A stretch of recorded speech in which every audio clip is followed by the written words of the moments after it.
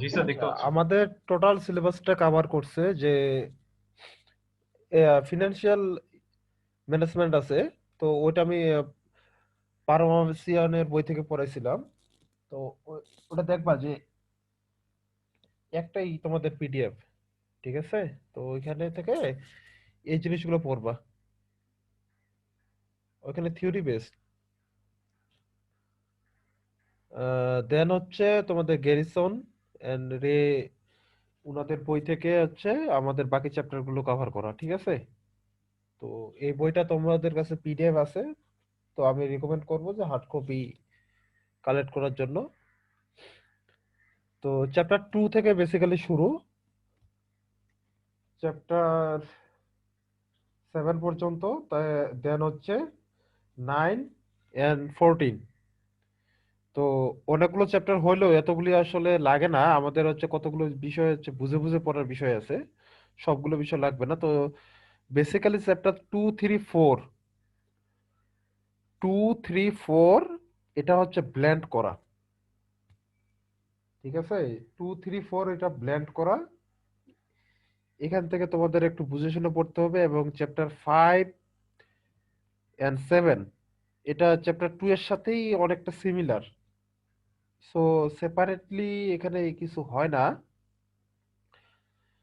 তো এবার আসি ইন ডিটেলস, যে চ্যাপ্টার 2 এখান থেকে তোমাদের জাস্ট কতগুলো ডেফিনেশন, এগুলো হচ্ছে খুবই খুবই ইম্পর্ট্যান্ট। এবং সবচেয়ে বেশি ইম্পর্ট্যান্ট যেটা হচ্ছে তোমাদের এই ডিফারেন্সটা, এটা মেবি পরীক্ষায় আসছিল তোমাদের কোনো এক সিটিতে। দেন হচ্ছে এই ডেফিনেশন গুলোর উপর বেস করে কতগুলো এক্সপ্লেনেশন, এগুলি যে ডেফিনেশন গুলো আছে এখানে, এগুলোরই এক্সপ্লেনেশন। হ্যাঁ, তো এগুলিরই মডিফাইড ভার্সন এখানে। চ্যাপ্টার 2, চ্যাপ্টার 2 এ যে ডেফিনেশন গুলোর আমি কথা বলতেছি, এগুলোরই আরেকটা কি মডিফাইড ভার্সন, এটা হচ্ছে চ্যাপ্টার 5। তো চ্যাপ্টার 5 এও একই ধরনের তোমাদের হচ্ছে ডেফিনেশনের উপর বেস করে ওগুলোরই জাস্ট একটু এক্সপ্লেনেশন। যখন এক্সপ্লেন করতে বলবে আর ডিফাইন করতে বলবে, আমার কথা শোনা যাচ্ছে? হ্যালো? জি স্যার, শোনা যাচ্ছে স্যার। না, আমার নেট কানেকশন নাকি আনস্টেবল, তাই জিজ্ঞাসা করলাম। আচ্ছা শোনো, যে চ্যাপ্টার 2 এ যে ডেফিনেশন যদি ডিফাইন করতে বলে, কোশ্চেনের ইয়ে দেখবা যে আমাদের অ্যাকশন ভার্ব কি। যদি ডিফাইন করতে বলে তাহলে আমরা জাস্ট ডেফিনেশনটা দিব, যদি এক্সপ্লেন করতে বলে তাহলে হচ্ছে এই টাইপের কোশ্চেনগুলোর অ্যান্সার দিব। আমি আবার বলতেছি, যদি ডিফাইন করতে বলে জাস্ট ডেফিনেশনটা দেব, ঠিক আছে? তো যদি এক্সপ্লেন করতে বলে এই ডেফিনেশন গুলারই এক্সপ্লেনেশন এগুলা, ঠিক আছে? একটু বুঝে পড়বা যে কি টাইপ এক্সপ্লেন করতে বললে কি ধরনের কোশ্চেনটা চাওয়া হচ্ছে, ঠিক আছে? দেন হচ্ছে তোমাদের কোস্ট বিহেভিয়ার, যে চ্যাপ্টার 5 একই ধরনের। এই চ্যাপ্টার 2, চ্যাপ্টার 5 এবং চ্যাপ্টার 7, এই চ্যাপ্টার 7, ঠিক আছে? চ্যাপ্টার 2, 5, 7 হুবহু সিমিলার, ঠিক আছে? এখানে জাস্ট তোমাদের সবচেয়ে বেশি যেটা ইম্পর্টেন্ট সেটা হচ্ছে ডেফিনেশন এবং এক্সপ্লেনেশন। তো এখানে চ্যাপ্টার 7 এ কতগুলো এক্সাম্পল দেয়া আছে, এগুলো দেখবা বুঝার জন্য। এবার আসি চ্যাপ্টার 3 and 4। চ্যাপ্টার 2 এ যে প্রবলেমগুলো শুরু হয়, এগুলো শেষ হচ্ছে চ্যাপ্টার 3 আর 4 এ গিয়ে। আমি আবার বলতেছি, চ্যাপ্টার 2 হলো অ্যাবজর্পশন কোস্টিং এর যে প্রবলেমগুলো শুরু হয়, চ্যাপ্টার 2 এ বেসিক্যালি তোমাদের কি আছে? চ্যাপ্টার 2 এ আছে যে কিভাবে আমাদের যে cost of good manufacture, cost of good sold এবং ইনকাম স্টেটমেন্ট এগুলো বের করা, কিভাবে আমরা ডাইরেক্ট ম্যাটেরিয়াল, ডাইরেক্ট লেবার এগুলো ক্যালকুলেশন করতেছি, ওগুলো শুরুটা হচ্ছে চ্যাপ্টার 2 এ। আর সেগুলো ইউজ করে আমাদের ক্যালকুলেশন হচ্ছে চ্যাপ্টার 3 and 4 এ, ঠিক আছে? তো চ্যাপ্টার 3, 4 আমি এটা তোমাদের লাস্ট ইয়ে নিছি। তো এখানেও ডেফিনেশন এবং এক্সপ্লেনেশন, সাথে হচ্ছে তোমাদের কি কতগুলো প্রবলেম আছে। তো প্রবলেম তোমরা হচ্ছে এটার উপর কি অ্যাসাইনমেন্ট না মিড কি দিয়েছো? স্যার মিড স্যার, হ্যাঁ, চ্যাপ্টার 3 আর 4 এর উপর। হ্যাঁ। তো এই কোশ্চেন থেকে তোমরা আইডিয়া করতে পারবে যে ফাইনালে কি ধরনের কোশ্চেন হতে পারে। দেন হচ্ছে চ্যাপ্টার 3 4 বললাম, চ্যাপ্টার 5 বললাম, এবার আসি চ্যাপ্টার 6। আচ্ছা, চ্যাপ্টার 6 বলার আগে চ্যাপ্টার 9 বলে নেই। চ্যাপ্টার 9-এ এখানে জাস্ট এক লাইনের সবগুলো ডেফিনেশন, ঠিক আছে? 1 থেকে 2 লাইনের ডেফিনেশন। এই সংখ্যা দেখে ঘাবড়ায় যাবা না, সবই 1 থেকে 2 লাইনের। এবং হচ্ছে প্রবলেম হচ্ছে একটা বিশাল প্রবলেম ছিল, ওইটা পরীক্ষায় আসে না, পরীক্ষায় আসে ওর পার্ট।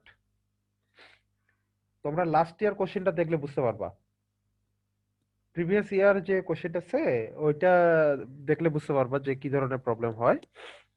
আর এখানে তোমাদের কি পুরো একটা বড় প্রবলেম ছিল আর ছোট কতগুলো ডেফিনেশন, ঠিক আছে? চ্যাপ্টার 14-এ তেমন কিছু নাই, জাস্ট 2টা ডেফিনেশন আছে, যেটা বলছিলাম আমি। এবার আসি চ্যাপ্টার 6। চ্যাপ্টার 6 আছে, আমি তোমাদের কাছে পড়াইলাম CVP analysis, cost volume profit analysis, 5 factor, break even, contribution margin, তারপর হচ্ছে variable expense ratio, contribution ratio, ঠিক আছে? তো প্রফিট টার্গেট করে অ্যানালাইসিস এটা এখন বলবো, margin of safety, operating leverage, সবই তো বলে ফেলছি। এখানে বাদ আছে কোনো কিছু? না দেখো। স্যার, বাদ নাই স্যার।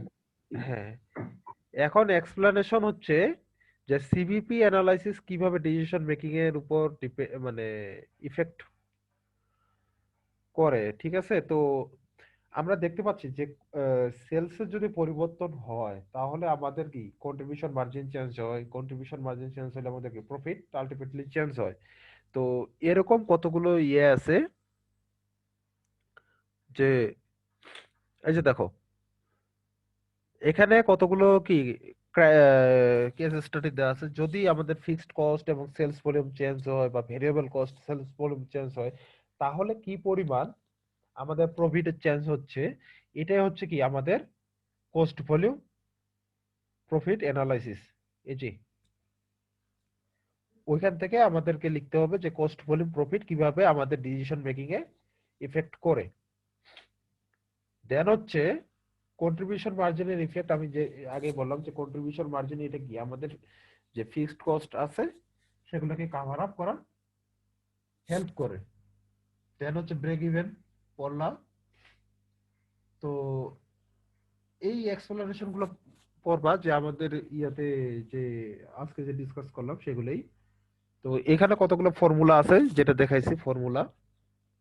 দেন হচ্ছে কি গ্রাফ, গ্রাফ একটাই তোমাদের, এখান থেকে হচ্ছে সিভিপি গ্রাফ বা ব্রেক ইভেন, শুধু যদি ব্রেক ইভেন পয়েন্ট শো করে যদি সেলস লাইনটা থাকে তাহলে ওটা শুধুমাত্র কি প্রফিট গ্রাফ বলা হয় ওইটাকে, ঠিক আছে? সিভিপি ওইখানে যদি আমাদের ওই যে ফিক্সড কস্ট এবং টোটাল এক্সপেন্সের যে 2টা লাইন আমি দেখাইছি ওই দুটো যদি না থাকে,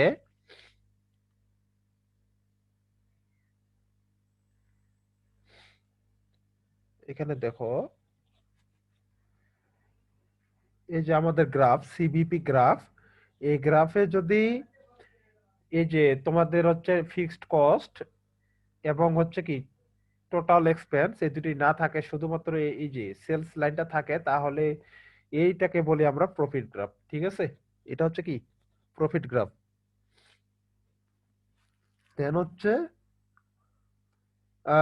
প্রবলেম অ্যানালাইসিস, এবং হচ্ছে এখান থেকে একটা মাত্র এক্সাম্পল আমরা দেখব, এটাই শেষ।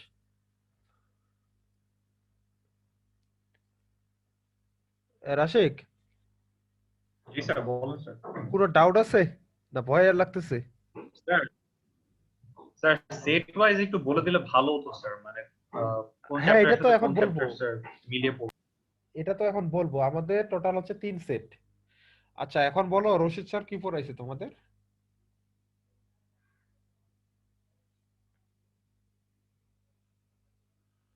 মনে আছে?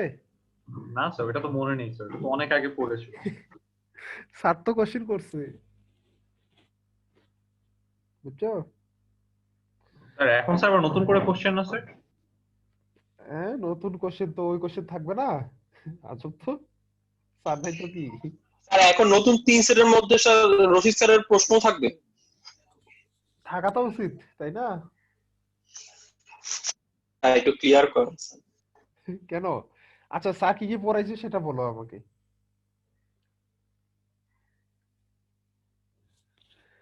স্যার মাইলস্টোন প্রজেক্ট পড়ায়নি তোমাদের? স্যার একটু মাইলস্টোন, স্যার দেখে বলছি। আরে এটা তো স্যারের ফেভারিট একটা ইয়ে ছিল, যে মাইলস্টোন অ্যাপ্রোচ, তাই না?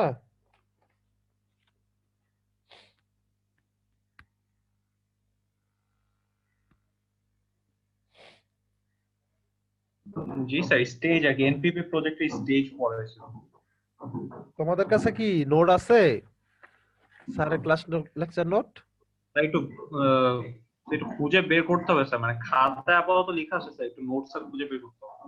আচ্ছা শোনো, ওইটা কি মাইলস্টোন অ্যাপ্রোচ যেটা আছে যে প্রজেক্টে, এবং হচ্ছে কি বেসিক প্রিন্সিপাল, এগুলো তো স্যার পড়ার কথাই প্রথম ক্লাসেই, ঠিক আছে? স্যার মেবি 2টা না 3টা ক্লাস নিছিল। তো যাই হোক, স্যার যদি এগুলো পড়ায় এগুলোই আসবে। কেন, এগুলো কি খুব বেশি কঠিন নাকি? আমি জানি না। স্যার এগুলা কার পার্টে আসবে স্যার? এগুলো আমার পার্টে। স্যার আপনার পার্টে, আপনার গুলো অলরেডি স্যার অনেকগুলো আছে স্যার। স্যার আপনার পার্টটা অনেক বড় হয়ে যাইতেছে স্যার। শোনো, এগুলো বড় হওয়ার কিছু স্যার নাই। একটা ম্যাথ করে স্যার শেষ করতে পারি না। স্যার তারপরে আপনার আবার এখানে আপনার স্যার টোটাল চ্যাপ্টার হচ্ছে স্যার 8টা স্যার। স্যার 8টার থেকে যদি স্যার 3টা সেট কোশ্চেন হওয়ার কথা ছিল, এখন যদি স্যার রশিদ স্যারের কোশ্চেন থাকে স্যার, তাহলে অ্যাকচুয়ালি আপনার পার্ট কতটুকু স্যার? আমার পার্ট হচ্ছে, শোনো এগুলো, এখানে যেটা ইন্টারেস্টিং বিষয় সেটা হচ্ছে কি জানো, তোমাদের প্রবলেম শুধুমাত্র আসে 3, 4 এবং 6, 9, 4টা চ্যাপ্টার থেকে প্রবলেম আসে। 4টা চ্যাপ্টার থেকে প্রবলেম আসে। তোমরা যদি লাস্ট ইয়ার কোশ্চেনটা দেখো, তোমাদের কারো কাছে কি আছে প্রিভিয়াস ইয়ার কোশ্চেনটা? না স্যার। ওইটাও খুঁজে বের করতে হবে। আরে বাবা, এটা কালেক্ট করবা, প্রিভিয়াস ইয়ার কোশ্চেনটা দেখলেই বুঝতে পারবা। ঠিক আছে, আমাদের এই যে চ্যাপ্টার 257 থেকে বেসিক্যালি কোনো ম্যাথমেটিক্যাল প্রবলেম আসে না, এখানে জাস্ট এক্সপ্লেনেশন আসে।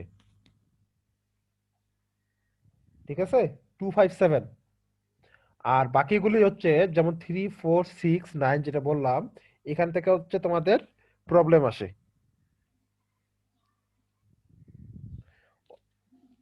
বুঝা গেছে? আর এখান থেকে হচ্ছে তোমাদের একটা ডেফিনেশন আসবে, বা কোনো একটা এক্সপ্লেন করতে বলবে। ঠিক আছে, স্যার সেটে কতটুকু প্রবলেম থাকবে আর কতটুকু এই লেখার কোশ্চেন থাকবে, মানে কতটুকু ম্যাথ থাকবে আর কতটুকু এটা লেখার ঠিক কোশ্চেন? নেই।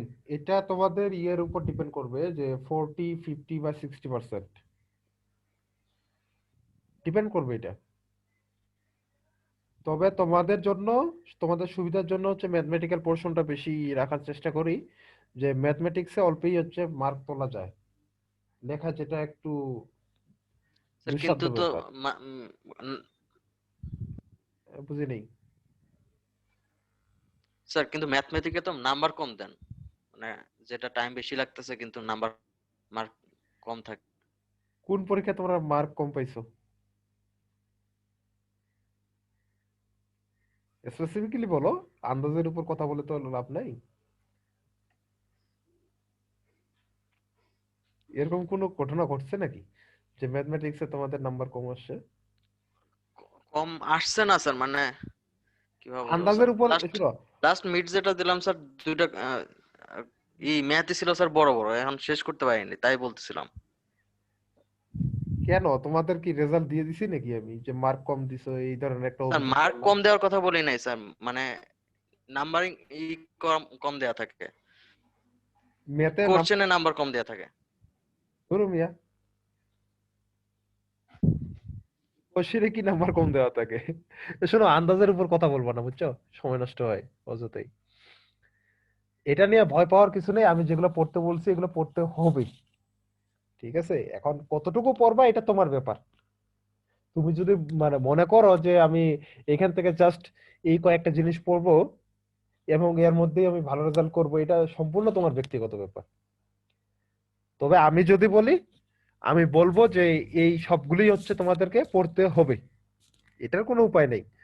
তবে তোমাদের যেন গ্রেড খারাপ না হয় এর জন্য আমি চেষ্টা করি যে ম্যাথমেটিক্স বেশি দেওয়ার, ঠিক আছে? ম্যাথমেটিক্সে অল্পই হচ্ছে তোমাদের বেশি মার্ক হয়, কারণ কোনো ফর্মুলা লিখলেই আমি মার্ক দিয়ে দিই, ঠিক আছে?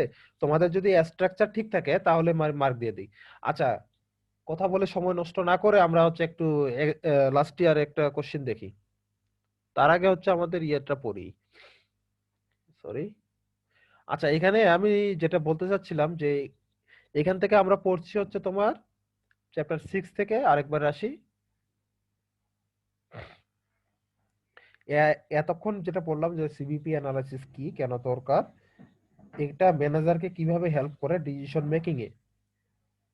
এই যে এই কথাটা আছে না, এই কথাটা তোমরা একটু ঘুরায় আসতে পারে, তোমরা একটু পড়বা যে সিবিপি অ্যানালাইসিস কিভাবে একটা ম্যানেজারকে হেল্প করতে পারে, ঠিক আছে? এখানে কিন্তু বলা নাই যে effects of CBP on decision making, ঠিক আছে?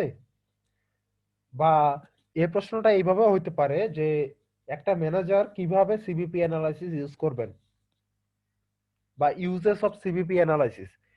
এই প্রত্যেকটা প্রশ্নেরই অ্যান্সারও কিন্তু কি effects of CBP analysis on decision making.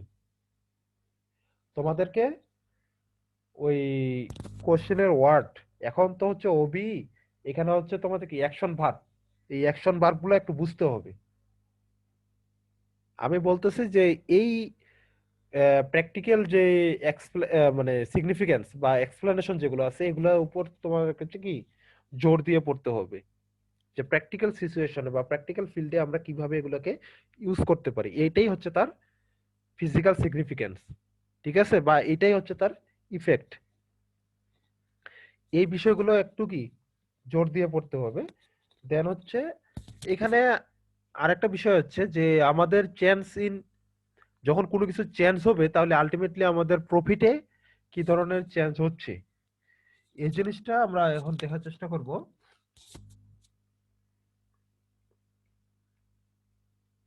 এইখানে একটা এক্সাম্পল দেয়া আছে। এক্সাম্পল হচ্ছে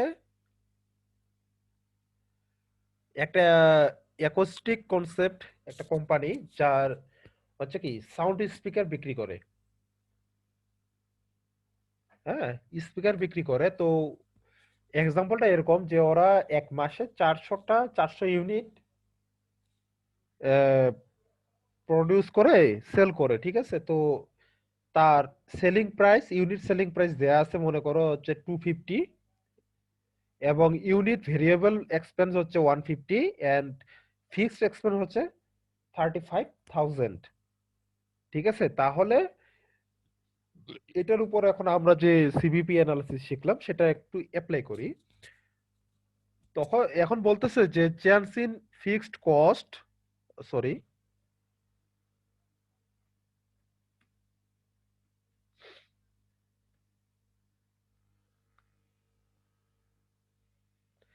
আচ্ছা, change in fixed cost and sales volume, যদি আমাদের ফিক্সড কস্ট এবং সেলস ভলিউম চেঞ্জ হয় তাহলে আমাদের প্রফিটটা কিভাবে চেঞ্জ হচ্ছে। তো এখানে ফিক্সড কস্ট আগে ছিল এত, এটা চেঞ্জ হয়ে গেছে, তাহলে আমি এটা বললাম যে কন্ট্রিবিউশন মার্জিন যে রেশিও সেটা ইউজ করে কিভাবে আমরা শুধুমাত্র নেট অপারেটিং ইনকাম এটা বের করব, ঠিক আছে? তো যদি আমাদের ফিক্সড কস্ট এবং সেলস ভলিউম চেঞ্জ হয় তাহলে কি পরিমাণ চেঞ্জ হচ্ছে, ঠিক আছে? তো এখানে দেখো আগে জি স্যার। কিছু বলবা, কে যেন বললা,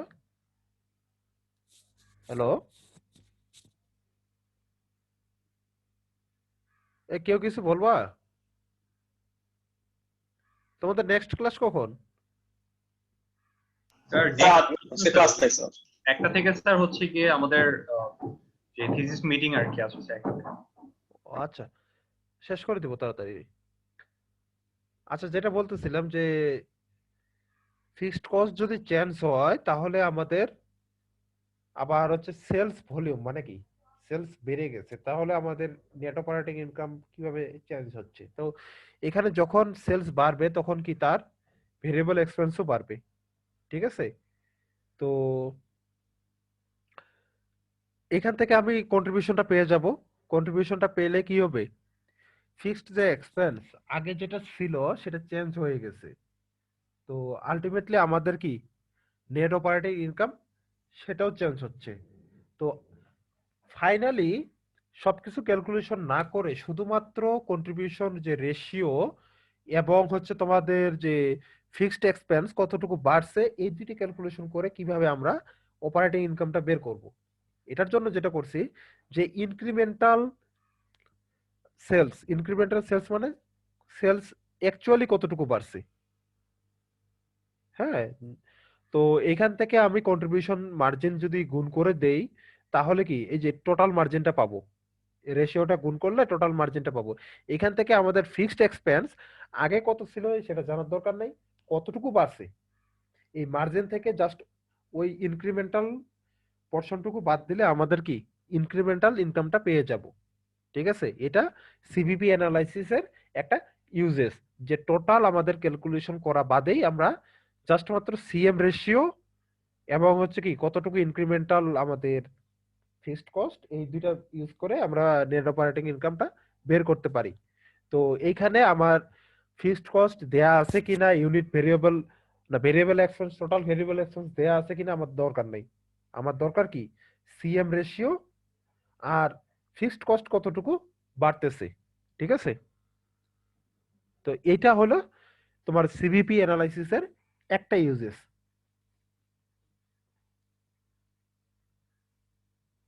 আচ্ছা, এরপর আসি যে ভেরিয়েবল কস্ট এবং সেলস ভলিউম চেঞ্জ হলে আমাদের কিভাবে প্রফিটটা চেঞ্জ হচ্ছে। তো ভেরিয়েবল কস্ট আমার সেলস ভলিউমের কি উপর ডিপেন্ডেন্ট। সো এই দুটো আমাদের একসাথে ক্যালকুলেশন করতে হবে। তো এখানে যে এক্সাম্পলটা দেয়া আছে সেটা হচ্ছে এই আমাদের আগে যে প্রোডাক্টটা ছিল সেটার উপর কিছু একটা মডিফিকেশন হচ্ছে। মডিফিকেশন হওয়ার ফলে এটার কিছুটা মডিফিকেশন মানে কোনো কিছু একটা এড করতেছি, দ্যাট মিনস এটার কি ভেরিয়েবল কস্ট বাড়তেছে। মডিফাই করতেছি মানে কি এর ভেরিয়েবল কস্ট বাড়তেছে। তো এই মডিফিকেশনের ফলে আমার কি টোটাল সেল বেড়ে যাবে, মানে নাম্বার অফ সেল বেড়ে যাবে। তার মানে কি আমার আলটিমেটলি টোটাল সেলটা বেড়ে গেল। তো এখানে দেখানো আছে যে আগে যে সেলটা হইতো, আগে কন্ট্রিবিউশন মার্জিন ছিল 100, তো এখানে মডিফিকেশনের ফলে পার ইউনিট ভেরিয়েবল কস্ট এটা বেড়ে যায় পার ইউনিট। তো যদি ভেরিয়েবল কস্ট বেড়ে যায় that means per unit contribution মার্জিনটা আমার কমে যাবে। তো পার ইউনিট কন্ট্রিবিউশন মার্জিন কমে গেছে, 100 থেকে 90 হয়ে গেছে, দেন হচ্ছে আমার সেলসটা ইনক্রিজ করছে, তাহলে টোটাল আলটিমেটলি ইনক্রিজ করছে না ডিক্রিজ করছে এটা আমি এখানে দেখছি, ঠিক আছে? তো এখানে টোটাল সেল বা টোটাল ভেরিয়েবল কস্ট অথবা ফিক্সড কস্ট কোনোটাই জানার দরকার নাই। যদি আমার সেলের চেঞ্জ হয় এবং ভেরিয়েবল কস্ট চেঞ্জ হয় তাহলে বাকি কোনোটাই না জেনেও আমি হচ্ছে টোটাল ইনক্রিমেন্টাল কন্ট্রিবিউশন মার্জিন তথা প্রফিট বের করতে পারবো। কারণ কন্ট্রিবিউশন মার্জিনটা কত চেঞ্জ হচ্ছে এটা জানলেই আমার কি এই কন্ট্রিবিউশন মার্জিনের চেঞ্জ এবং প্রফিটের চেঞ্জ ইকুয়াল। আমরা এর আগে দেখছি যে কন্ট্রিবিউশন মার্জিন যতটুকু চেঞ্জ হয় আমাদের প্রফিট ততটুকুই চেঞ্জ হয়, কারণ ফিক্সড কস্ট ফিক্সডই থাকে, এটা কোনো চেঞ্জ হয় না। So contribution margin change equal to profit change, ঠিক আছে? তো এরকম আছে আরো কয়েকটা এক্সাম্পল যে ফিক্সড কস্ট, সেল প্রাইস এবং সেলস ভলিউম যদি একসাথে চেঞ্জ হয় তাহলে কি, আচ্ছা আমরা সেলস প্রাইস এবং হচ্ছে সেলস ভলিউম আগে দেখছি যে চেঞ্জ হলে আমাদের প্রফিটটা চেঞ্জ হয়। এখান থেকে জাস্ট ফিক্সড কস্ট কতটুকু চেঞ্জ হচ্ছে এখান থেকে বাদ দিলে আমাদের নেট অপারেটিং ইনকামটা পেয়ে যাব। দেন হচ্ছে ভেরিয়েবল কস্ট, ফিক্সড কস্ট এবং সেলস ভলিউম। তো এর আগের এক্সাম্পলে দেখলাম যে ভেরিয়েবল কস্ট এবং সেলস ভলিউম চেঞ্জ হলে আমাদের কি কন্ট্রিবিউশন মার্জিনটা চেঞ্জ হয়। এখান থেকে ফিক্সড কস্ট কতটুকু চেঞ্জ হচ্ছে সেটা বাদ দিলেই আমাদের নেট অপারেটিং ইনকাম। আচ্ছা, সেলিং প্রাইস চেঞ্জ হলে তো হবেই। তো টার্গেট প্রফিট অ্যানালাইসিস এটাকে বলি। টার্গেট প্রফিট অ্যানালাইসিসটা কি? এটা হচ্ছে বাজেট করার সময় কাজে লাগবে। আমি আগেই ধরে নেই যে আমার এত ইউনিট সেল হবে, সাপোজ 1000 ইউনিট আমি সেল করব, তাহলে এটার ভেরিয়েবল এক্সপেন্সটা কি রকম হবে এবং ফিক্সড কস্ট যেটা ছিল সেটা তো থাকবেই। তাহলে কি আমাকে কি পরিমাণ লাভ হবে, অথবা আমি এবার হচ্ছে কি, তো এখন দেখো 1000 ইউনিট সেল করার পরে যদি আমি $1,00,000 বা $1,00,000 ইনকাম করি, তো আমি এবার টার্গেট করলাম পরের বছরের জন্য আমি এটাকে 1.5 লাখ ইনকাম করব। তাহলে আমার কি পরিমাণ সেল করতে হবে? আগের ভেরিয়েবল কস্ট এবং ফিক্সড কস্ট দুইটাই কি সিমিলার থাকবে, variable cost per unit same থাকবে আর ফিক্সড কস্ট টোটাল সেম থাকবে। তাহলে আমার কি পরিমাণ সেল ইউনিট হবে? আগে সেল ইউনিট ছিল কত? 1 লাখ, সরি 1000, তোমার হচ্ছে সেল ছিল 1 লাখ, এবার তুমি 1.5 লাখ করছো, তার মানে কি ইনক্রিজ করছো, তো দ্যাট মিন্স সেলস ইনক্রিজ করতে হবে। তো এটা করা যায়, আমাদের ইকুয়েশন মেথড আছে, আর একটা হচ্ছে কি ফর্মুলা মেথড। তো ইকুয়েশন আগে যেগুলো ছিল ওই ইকুয়েশন গুলোই, যে প্রফিট ইকুয়াল টু কি কন্ট্রিবিউশন মার্জিন, এটা হচ্ছে নাম্বার অফ সেল ইউনিট, ঠিক আছে, সেল, তো দেন হচ্ছে ফিক্সড এক্সপেন্স বাদ। তো এই কন্ট্রিবিউশন ইউনিট সিএম সিএম এটার সাথে কি, তাহলে আমাদের টার্গেট প্রফিট, তা প্রফিট কত তোমার, সাপোজ এটা এটা আরেকটা এক্সাম্পল। তো এখান থেকে কত ইউনিট সিএমটা তুমি জানো, তোমার কোম্পানির জন্য একটা ইউনিট সিএম ওটা কনস্ট্যান্ট থাকে একটা পার্টিকুলার অ্যানালিসিসের জন্য। তো এই সেলটা জানো না, তো এখানে প্রফিট যত বসাবা এখানে কিউ এর আর কি সেল নাম্বার অফ ইউনিট পেয়ে যাবা, ঠিক আছে। তো এইটাকে জাস্ট আমরা ফর্মুলায় কনভার্ট করতে পারি। তো ফর্মুলাটা এরকম, যে নাম্বার অফ সেল টার্গেট প্রফিটে, তো target profit plus fixed expense divided by CM ratio, unit CM, ঠিক আছে। এইটাকে এই ইকুয়েশনটাকে জাস্ট আমি এখানে ফর্মুলা আকারে লিখছি, target profit plus fixed expense divided by unit CM, ঠিক আছে। এই ছিল আমাদের চ্যাপ্টার 6। তো চ্যাপ্টার 6 তোমরা বলতেছো কনফিউশন আছে, তো এখান থেকে রিভিউ প্রবলেম 1 এটা নিজেরা দেখবা যে কিভাবে করছে, এটা ডিটেলস বলতেছি না, আমি হচ্ছে একটা কম্প্রিহেনসিভ আইডিয়া দেওয়ার জন্য আমি লাস্ট ইয়ারের কোশ্চেনটা দেখাবো।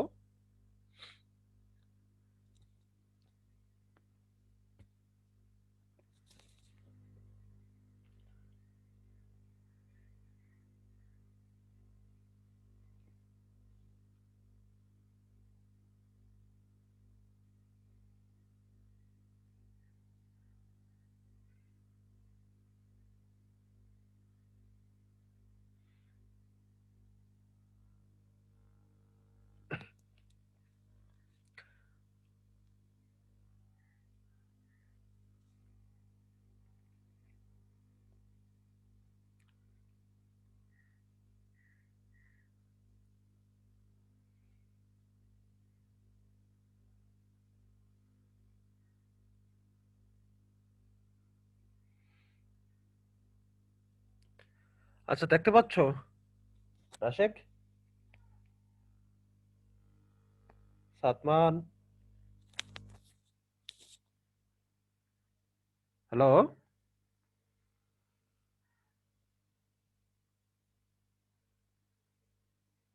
কেউ কি আসো?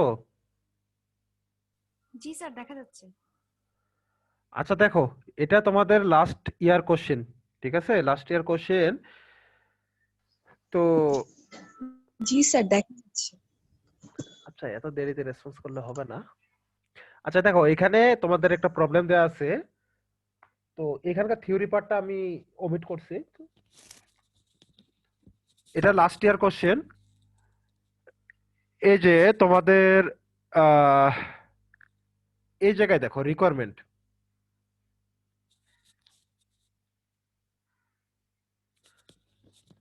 Prepare an income statement for the month using contribution format and variable costing method. Prepare an income statement for the month using absorption costing method.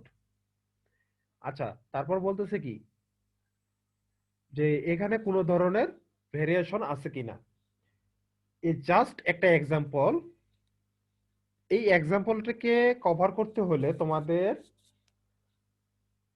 Income statement দুই ভাবে করা যায়। আমরা তিন ভাবে শিখছি, তো তিন ভাবের মধ্যে অ্যাক্টিভিটি বেসড কস্টিং মেথড ওটাকে বাদ দিছি, বাকি হলো অ্যাবজর্পশন কস্টিং মেথড আর একটা কি ভেরিয়েবল কস্টিং মেথড। তো এখানে প্রথমেই বলছে কি ভেরিয়েবল কস্টিং মেথডে বের করার জন্য এই contribution and variable costing method, ঠিক আছে, এটা একই জিনিস। কন্ট্রিবিউশন ফরম্যাট এবং ভেরিয়েবল কস্টিং মেথড এটা একই জিনিস, যেটা এই মাত্র আমরা শিখলাম যে এখানে কি করতে হয়, টোটাল সেল থেকে ভেরিয়েবল এক্সপেন্স বাদ দিতে হয়, কন্ট্রিবিউশন মার্জিন আসে, ওইখান থেকে ফিক্সড এক্সপেন্স বাদ দিলে আমাদের নেট অপারেটিং ইনকাম আসে। আর অ্যাবজর্পশন কস্টিং মেথডে কি করতে হয়, আমাদের cost of good manufacture, cost of good sold, ওইখান থেকে অ্যাডমিনিস্ট্রেটিভ সেলিং এক্সপেন্স গুলো বাদ দিলে নেট অপারেটিং ইনকাম। তো এই দুইটা মেথডের মধ্যে কিছু একটা ভেরিয়েশন হয়, ঠিক আছে, ওই ভেরিয়েশনটা কি পজিটিভ না নেগেটিভ সেটা বের করতে বলে। দেন হচ্ছে কি আমাদের কোম্পানির মার্জিন অফ সেফটি। তো এই এক্সাম্পলটা তোমাদের হচ্ছে চ্যাপ্টার 3, 4 এবং 6 এই তিনটা চ্যাপ্টারকে কভার করে ফেলে, ঠিক আছে। তো তিনটা চ্যাপ্টারকে কভার করে ফেলে। আর আরেকটা প্রবলেম হচ্ছে চ্যাপ্টার ওই লাস্ট ইয়ার কোশ্চেনের, প্রিভিয়াস ইয়ার কোশ্চেনে, যে এখানে একটা কি বলছে যে অ্যাবজর্পশন কস্টিং মেথডে একটা ম্যাথ দিছে, ঠিক আছে। তো এখানে আরেকটা ইয়া ছিল যে তোমাদের চ্যাপ্টার 9 থেকে একটা প্রবলেম ছিল লাস্ট ইয়ার মানে প্রিভিয়াস ইয়ার কোশ্চেনে, তো ওইটা দেখবা। তো এবার আসি এটার সলিউশন।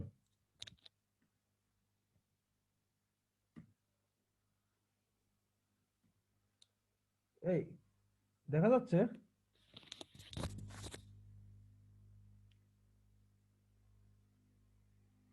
এই রেসপন্স করো।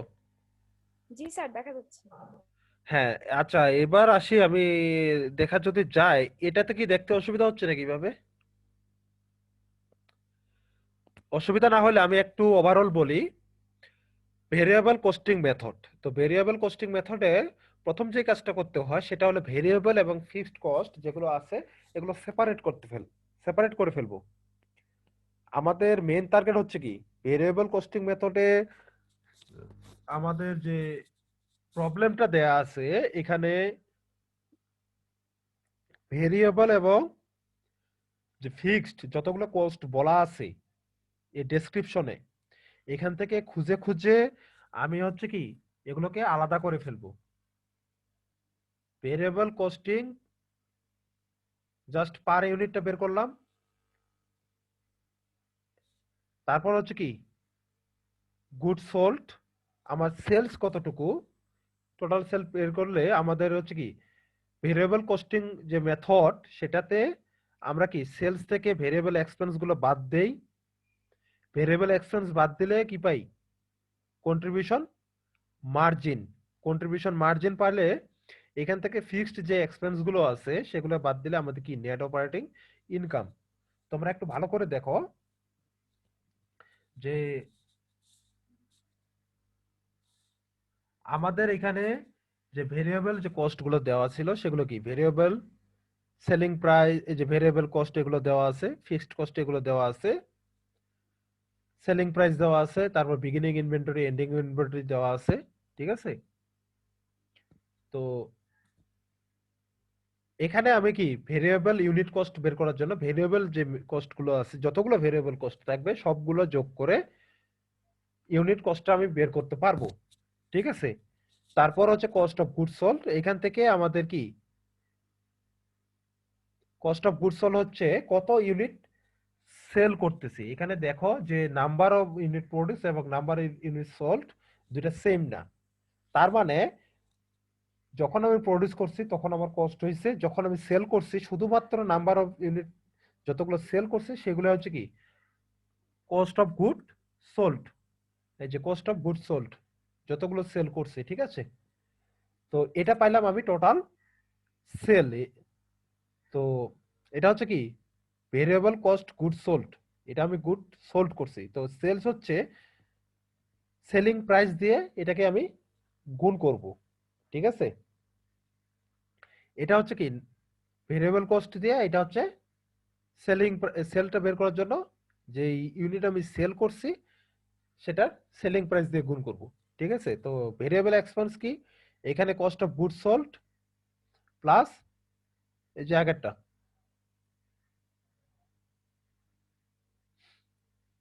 তো টোটাল এটা হচ্ছে আমার ভেরিয়েবল এক্সপেন্স। তো এটা থেকে আমি কন্ট্রিবিউশন মার্জিনটা পাইছি। কন্ট্রিবিউশন মার্জিন পাওয়ার পর এখান থেকে কি বাদ দিতে হবে, ফিক্সড যতগুলো কস্ট আছে, ঠিক আছে। টোটাল ফিক্সড কস্ট আমি এখানে দুইটা আমাদের ফিক্সড কস্ট ছিল, এই যে দেখো, সেটাকে সাম আপ করে এটা বাদ দিছি। এটা পাইছি কি net operating income using contribution format. Then হচ্ছে অ্যাবজর্পশন কস্টিং মেথড। এটা কি আমাদের যে প্রোডাক্ট কস্ট আলাদা, পিরিয়ড কস্ট গুলো আলাদা ধরে ক্যালকুলেশন করা। এই যে direct material, direct labour, manufacturing overhead, fixed manufacturing overhead, দেখো এই যে variable manufacturing overhead, fixed manufacturing overhead, এগুলো হচ্ছে কি আলাদা আলাদা করে ক্যালকুলেশন করছি। তাহলে অ্যাবজর্পশন কস্টিং এর মেথডে ইউনিট প্রাইস, এর আগেরটা কি ছিল, এই ইউনিট প্রাইস ছিল কন্ট্রিবিউশন ফরম্যাট ইউজ করে, আর এটা কি অ্যাবজর্পশন কস্ট মেথড ইউজ করে। দেন হচ্ছে নাম্বার অফ, এই ইউনিট প্রাইস দিয়ে আমি হচ্ছে নাম্বার অফ যে সোল্ড গুড সোল্ড এটাকে মাল্টিপ্লাই করলে এটা কি পাবো, কস্ট অফ গুড সোল্ড, ঠিক আছে। এটা পাওয়ার পর সেলিং এন্ড অ্যাডমিনিস্ট্রেটিভ এক্সপেন্স এগুলো হচ্ছে আমি বের করব, কারণ এখানে আমার হচ্ছে ফিক্সড কস্ট না, এখানে এক্সপেন্স গুলো দরকার। তো এখানে দেখবো বা ডিফারেন্সটা যে ফিক্সড কস্ট সবগুলো একখানে ইয়ে করছি, আর কি এখানে ভেরিয়েবল গুলো একখানে, কিন্তু এখানে এক্সপেন্স ইয়ে করছি। তো এটা করার পর আসে, তো এখানে ইনকাম স্টেটমেন্টে কি থাকবে, সেল, সেলিং প্রাইস দিয়ে যে ইউনিট সেল করছি সেটা, এখান থেকে কস্ট অফ গুডস সোল্ড বাদ দিয়ে কি পাবো গ্রোস মার্জিন, এবং সেলিং এন্ড অ্যাডমিনিস্ট্রেটিভ যে এক্সপেন্স সেগুলো বাদ দিলে আমি কি নেট অপারেটিং ইনকাম। তো এখানে খেয়াল করে দেখো যে দুইটার ইনকামে আমাদের কি ডিফারেন্স আছে। এখানে হচ্ছে এই পরিমাণ, এখানে হচ্ছে কি বেড়ে গেছে, নেট অপারেটিং ইনকামটা কি বেড়ে গেছে। সো দুইটা ডিফারেন্স এখানে দেয়া আছে। তো দেন হচ্ছে কোম্পানির margin of safety. Margin of safety কিভাবে বের করে, যে কন্ট্রিবিউশন মার্জিন। তো কন্ট্রিবিউশন মার্জিন তোমরা কোথায় পাবা, এই যে এখানে কন্ট্রিবিউশন মার্জিন, এখানে হচ্ছে কন্ট্রিবিউশন মার্জিন। দেন হচ্ছে কত সেল, তাই তো contribution margin divided by sale. তো কন্ট্রিবিউশন মার্জিন পেয়ে গেলা, তারপর হচ্ছে ব্রেক ইভেন অ্যানালাইসিস করছে, এখানে মার্জিন অফ সেফটি বের করছে, ঠিক আছে। রাশিক বুঝছো, রাশিক? জি স্যার, জি স্যার, টাইম প্রায় শেষ স্যার। হ্যাঁ, তো যাই হোক, তো এই প্রবলেমটা এইভাবে আসে এবং হচ্ছে তোমার সলিউশনও এইভাবেই করতে হবে, ঠিক আছে। দেন হচ্ছে এই ধরনের প্রবলেম তো ওরা আগেও করছো, সো এটার আর অত ডিটেলস বলতেছি না। তো প্রিভিয়াস ইয়ার কোশ্চেনটা তোমরা দেখবা, খুব ভালো করে দেখবা, ঠিক আছে। আর তোমাদের হচ্ছে সাজেশন এবং এটা আমি দিয়ে দিচ্ছি। স্যার স্টেট ওয়াইজ তো বললেন না স্যার। আচ্ছা, সেট ওয়াইজ,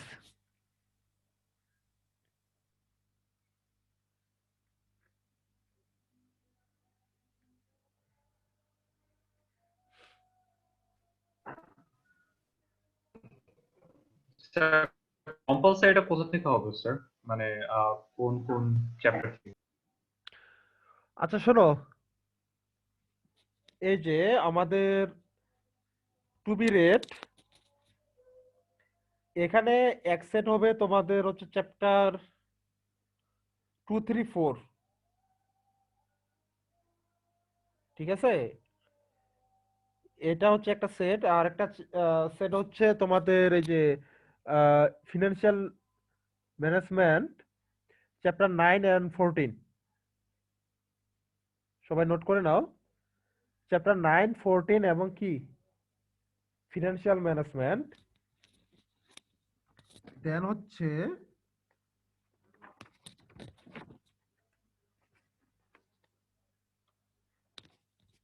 চ্যাপ্টার 2, 3, 4, এটা তো বললাম। এখান থেকে 2 এর মধ্যে 5, 7টাও রয়ে গেছে, বুঝছো? এটার সেটটা একটু বড় হয়ে যায়, তো কিছু করার নাই আসলে।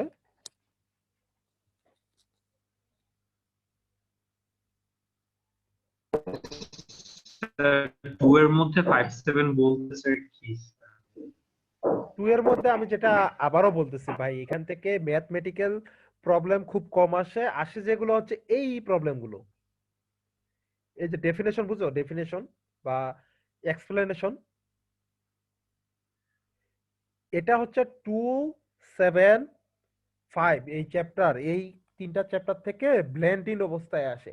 এটা বলা যাবে না যে কোন চ্যাপ্টার থেকে আসে। আর তোমাদের ম্যাথমেটিক্যাল প্রবলেমটা হচ্ছে সবচেয়ে বড় ইস্যু। সেটা হচ্ছে কি, চ্যাপ্টার 9 থেকে একটা আলাদা, চ্যাপ্টার 3, 4 থেকে একটা আলাদা, এবং চ্যাপ্টার 6 থেকে একটা আলাদা। তোমাদের তিনটা ম্যাথমেটিক্যাল প্রবলেম আসবে, যেহেতু তিন সেটে তিনটা। বিষয়টা ক্লিয়ার না? আরেকবার রিপিট করব?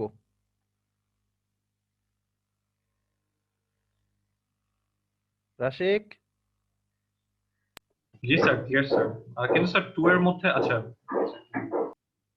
তোমাকে যে আমি এইমাত্র একটা প্রবলেম বললাম, এটা কোন চ্যাপ্টারে বলো? ওটা তো চ্যাপ্টার 6 স্যার। চ্যাপ্টার 6 বলবা না, কারণ ওইখানে অ্যাবজর্পশন কোস্টিং মেথড আছে। ওইটা তো 3, 4 কে, চ্যাপ্টার 2 কেও 3, 4 কে কভার করে। এবং পরবর্তী যে আরেকটা প্রবলেম আছে, সরি, এই যে এটা হচ্ছে কি, এটা হচ্ছে ব্লেন্ডিং একটা প্রবলেম। এটা চ্যাপ্টার 6ও কাজে লাগবে, চ্যাপ্টার 2, 3ও কাজে লাগবে, কারণ এই যে এখানে একটা বলা আছে। তো আর এই যে এই প্রবলেমটা দেখতেছো, এটা সোললি 3, 4 কে কভার করে, শুধুমাত্র 3, 4 কে কভার করে, ঠিক আছে? তো এখানে রিকোয়ারমেন্ট আবার অনেক বেশি। বুঝা গেছে ব্যাপারটা?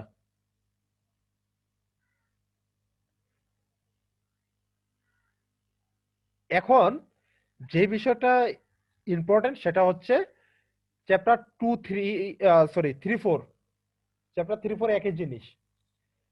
এই চ্যাপ্টার 3, 4 থেকে একটা প্রবলেম, চ্যাপ্টার 6 থেকে একটা প্রবলেম, চ্যাপ্টার 9 থেকে একটা প্রবলেম, তিন সেটে তিনটে প্রবলেম, ঠিক আছে? তো এখন সাথে কিছু থিওরি টাইপ কোশ্চেন, যেটা আমি বললাম চ্যাপ্টার 9 এর সাথে যাবে হচ্ছে তোমাদের এই যে ফিনান্সিয়াল ম্যানেজমেন্ট প্লাস চ্যাপ্টার 14। তোমরা কি লিখতেছো? জি স্যার, লিখছি স্যার। চ্যাপ্টার 9, 14 আর ফিনান্সিয়াল ম্যানেজমেন্ট একসাথে যাবে।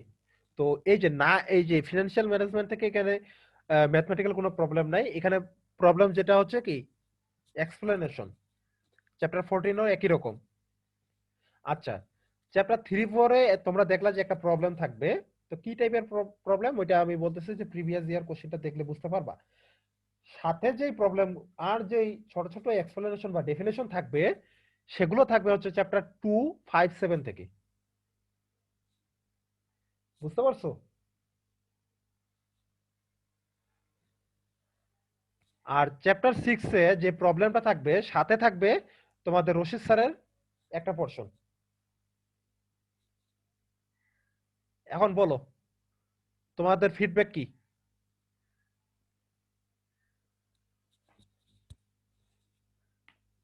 কে, খালিদ না কে বলতেছিল তখন? আসো? খালিদ,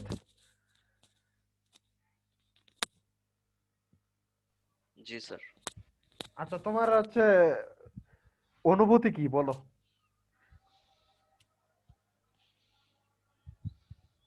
এ প্লাস পাওয়া যাবে? স্যার সিলেবাস বড় হয়ে গেছে। সিলেবাস বড় হয়ে যায়নি, সিলেবাসটাকে তোমরা ছোট করে পড়বা। আমি আবার বলতেছি যে এই ছোট ছোট যে ডেফিনেশন বা এক্সপ্লেনেশন এগুলো তোমাদের কোনো কেউ মাপ দিবে না, ঠিক আছে? আমি প্রবলেম তো ডিফাইন করে দিলাম 3 চ্যাপ্টার থেকে 3টা, ঠিক আছে? তারপরও যদি বলো বড় হয়ে গেছে, আমার কিছু করার নেই। আর ভাইবার জন্য কিছু বলেন স্যার। ভাইবার জন্য এই যে এগুলি আসবে যে ফিক্সড কস্ট এবং ভেরিয়েবল কস্টের মধ্যে পার্থক্য কি, ওইখানে কোনো ম্যাথমেটিক্যাল ক্যালকুলেশন আসবে না।